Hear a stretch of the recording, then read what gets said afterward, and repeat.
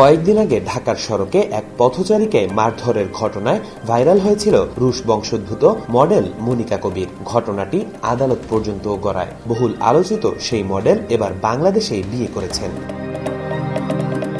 নিজের ভেরিফাইড সামাজিক যোগাযোগ মাধ্যম অ্যাকাউন্টে একটি ভিডিও পোস্ট করে মনিকা বিয়ের খবরটি জানান। ওই ভিডিওর ক্যাপশনে তিনি উল্লেখ করেন, আমরা বিয়ে করেছি। মনিকা বাংলাদেশের তরুণ ওয়াহিদ জামানের সঙ্গে বিবাহ বন্ধনে আবদ্ধ হয়েছেন। প্রকাশিত ভিডিওতে দেখা যায় ঘরোয়া আয়োজনের মধ্যে তারা একে অপরকে মালা পরাচ্ছেন। ভিডিও জুড়ে তাদের হাসি ঠাট্টা ও আনন্দময় মুহূর্ত ফুটে উঠেছে। সাম্প্রতিক আলোচনার রেশ না কাটতেই মনিকার এই খবর দ্রুত ছড়িয়ে পড়ে।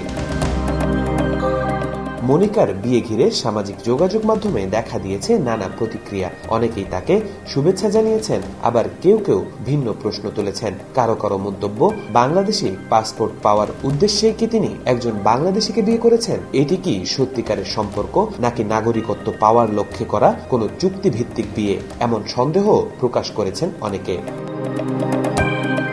কয়েকদিন আগে রাজধানীর সড়কে এক পথচারীকে হেনস্থার অভিযোগে মনিকা কবিরের বিরুদ্ধে মামলা করা হয়। এ সময় তিনি দেশের বিভিন্ন স্থানীয় ব্র্যান্ডের সঙ্গে কাজ করছিলেন। তাওফিকুল ইসলাম, আজকাল।